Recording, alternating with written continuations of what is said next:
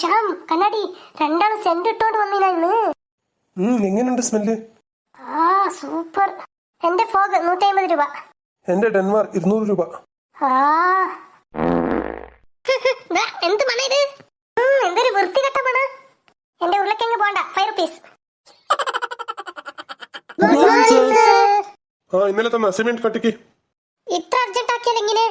കല്യാണം കഴിച്ചോടെ കുട്ടികളുണ്ടാവോ? 9 മാസം കാക്കണ്ടേ? ഇല്ലെങ്കിൽ ഗർഭിണീനെ കല്യാണം കഴിക്കണം. ഇങ്ങനെയുള്ള തർക്കുത്രം പറഞ്ഞാൽ നിന്നെ ചവിട്ടിക്കൂട്ടിയത് ഇനിയൊന്നും എനിക്ക് ബുദ്ധി വന്നിട്ടില്ലടാ. അയ്യോ, ഉളിയോട് കൊത്ത് കിട്ടിയതുകൊണ്ട് ഏത് കല്ലും ശില്പമാവില്ല. അതിന് ശില്പി തന്നെ കൊത്തണം. നന്ദനെ നീ എങ്കിലും കംപ്ലീറ്റ് ആക്കിനാ? അയ്യോ സാർ, ഇന്നലെ ഓവർ നൈറ്റ് ഇരുന്ന് എഴുതണമെന്ന് വിചാരിച്ചതാ. ഓ വിടടാ. പക്ഷെ എന്റെ അച്ഛനക്ക് എന്നോട് ഭയങ്കര സ്നേഹം. 9 മണിക്ക് എന്നെ ഉറങ്ങുന്ന കടത്തി തന്നെ. 9 കടത്തി ഉറക്കിയ നിന്നെ? അത് നിന്നോടുള്ള സ്നേഹമല്ല, നിന്റെ അമ്മയോടുള്ള സ്നേഹം. നിർത്തടാ, അവളെ അച്ഛനൊന്നും പറയല്ലേ. അവളുടെ അച്ഛൻ ജീവിതത്തിൽ ഒരുപാട് കഷ്ടപ്പെടൂടാ. അതിനാ 11 കുട്ടികളായിട്ടുള്ളത്. വിഷ്ണു, ചുമരിൽ ഒരു ഫോട്ടോ തൂക്കിനല്ലേ, ആരാത് പറ? കോളേജ് പഠിപ്പിച്ചവരല്ലടാ, ഗാന്ധിജിയാടാ. ഗാന്ധിജിയുടെ പൂർണ്ണനാമം ആര് പറയും? സൽമാൻ. എനിക്കറിയില്ല. പിന്നെ കയ്യെന്തിനാ പൊന്തിച്ച താത്ത്? ഗാന്ധിജിയുടെ പൂർണ്ണ പേര് അറിയാവുന്നവർ മാത്രം കൈ ഒന്നിക്കേ. പിന്നെ ആർക്കെല്ലാം അറിയാം? ഷാമെ, എല്ലാത്തിനും മോന്ത് കിട്ടുമെന്ന് കൊടുക്ക്.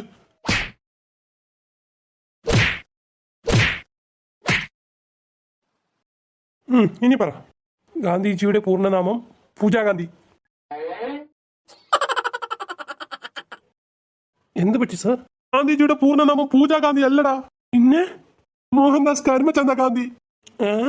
എന്നെ വിശ്വസിച്ചിട്ട് ആ കുട്ടിയാണല്ലോ അടിച്ചല്ലടാ.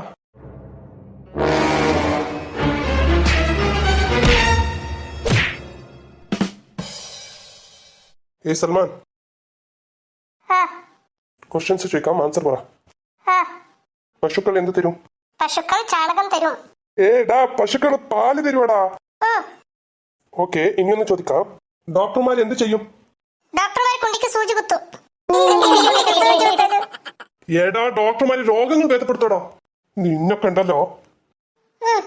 പോട്ടെ, ഇനിയൊന്ന് ചോദിക്കാം. ഒരു പ്ലേറ്റ് ഇഡ്ലിന് 30 രൂപയാണെങ്കിൽ 2 പ്ലേറ്റ് ഇഡ്ലി വാങ്ങിച്ചോണ്ട് വീട്ടിലേക്ക് പോയി. അപ്പോ ബില്ല് എത്ര കൊടുത്ത്? 65 രൂപ. പൊട്ടാ, ഇത്ര ചെറിയ മാത്സ് അറിയില്ല നിനക്ക്. ഒരു പ്ലേറ്റ് ഇഡ്ലിക്ക് 30 രൂപയാണെങ്കിൽ 2 പ്ലേറ്റ് വാങ്ങിച്ച് വീട്ടിൽ പോയി. 30 + 30 60 അല്ലേ? 65 എങ്ങനെയാവാ? പാർസൽ കെട്ടണമെങ്കിൽ 5 രൂപ അധികം കൊടുക്കണം. നെക്സ്റ്റ്, കീർത്തി, ക്വസ്റ്റ്യൻ ചോദിക്കാം, ആൻസർ പറ. Okay sir. ഭാരതത്തിൽ അധികമായി സ്വർണം ലഭിക്കുന്ന സ്ഥലങ്ങൾ ഏതെല്ലാം? അധികമായി gold. Kalyan gold, Malabar gold. തെറ്റോ? പോട്ടെ വിട്, ഇനിയൊന്ന് ചോദിക്കാം. ഒരു പ്രാവശ്യം പറഞ്ഞതിനെ 7 പ്രാവശ്യം പറയും, എന്താണത്? മലയാളം ന്യൂസ് ചാനലുകൾ. ന്യൂസ് ചാനൽസ് ഒന്നല്ല, ഗോൾ ഗുംബസ് ആണത്. നീയോ നിന്റെ ആൻസേഴ്സോ? ആ എക്സാമിൽ നിന്റെ ആൻസർ ഷീറ്റ് നോക്കിയാൽ കറങ്ങും. നിങ്ങളുടെ ക്വസ്റ്റ്യൻ പേപ്പർ നോക്കിയാലും നമ്മുടെ തല കറങ്ങും സാർ. മൾട്ടിപ്പിൾ ചോയ്സിന് ആൻസർ എഴുതാൻ പറഞ്ഞാല് ഇതിൽ 4 എണ്ണത്തിൽ 1 എണ്ണം. സമാധാനം എഴുതാൻ പോയിട്ട് സാമാന്യദാനം എഴുതി വെച്ചു. കാശ്മീർ എഴുതാൻ പോയിട്ട് രശ്മിക്കാന്ന് എഴുതി വെച്ചു. മുഴുവൻ അക്ഷരത്തെറ്റ്. പിന്നെ ലാസ്റ്റ് ആൻസർ എന്താ എഴുതിയെന്നറിയോ? എന്താ എഴുതിന് സാർ? എക്സാം എഴുതുമ്പോ വെല്ലടിച്ചപ്പോ എഴുതി വെച്ചതാ, പാർട്ട് 2 കമ്മിങ് സൂൺ. പിന്നെ സ്റ്റാർട്ടിംഗ് പേജിൽ വലുതായിട്ട് എഴുതി വെച്ചു, എല്ലാം ഉണ്ണികൃഷ്ണന്റെ കൃപാണ്. എന്താ, കൃഷ്ണ ഭഗവാനോട് അത്രയും ഭക്തിയാണോ മാഡം? അയ്യോ, ഉണ്ണികൃഷ്ണ എന്ന് വെച്ചാൽ ഭഗവാൻ അല്ല സാറേ. പിന്നെ എക്സാമിൽ എന്റെ മുന്നിലിരുന്നവനാ. അവന്റെ പേര് കൃഷ്ണനുണ്ണി. അത് ഞാൻ തിരിച്ചിട്ടതാ. നോക്കി എഴുതിയിട്ടാണോ? തെറ്റ് എഴുതി വെച്ചില്ലടി. അയ്യോ, അവൻ തെറ്റ് എഴുതിയെങ്കിൽ ഞാൻ എന്ത് ചെയ്യാനാ സാറേ? നിങ്ങൾ ഇങ്ങനെ പഠിച്ചാൽ ഗവൺമെന്റ് ജോബ് കിട്ടിയത് തന്നെ, നിങ്ങൾ വിവാഹം കഴിച്ചത് തന്നെ. ഗവൺമെന്റ് ജോലിക്കാരെന്ന് പറഞ്ഞാൽ അറിയാലോ? അറിയാലോ, ഞങ്ങൾ പ്രേമിച്ച പെൺകുട്ടികളെ വിവാഹം കഴിക്കുന്നവർ. അയ്യോ, എത്ര സംസാരിക്കുന്നടാ നീ ഫസ്റ്റ് ആ മൊബൈലിൽ കാണുന്ന വേണ്ടാത്തങ്ങൾ നിർത്ത്. ഗാന്ധിജിയുടെ 3 കുരങ്ങന്മാരിലെ ഒരു കുരങ്ങ് എന്ത് ചെയ്ത്? വേണ്ടാത്തത് കാണരുതെന്ന് കണ്ണുപൊത്തി. ഒന്നെന്തോ കാണരുതെന്ന് കണ്ണുപൊത്തിയിരുന്നോ, ബാക്കി 2 എണ്ണം നോക്കിക്കൊണ്ടിരിക്കുന്നുണ്ടല്ലോ.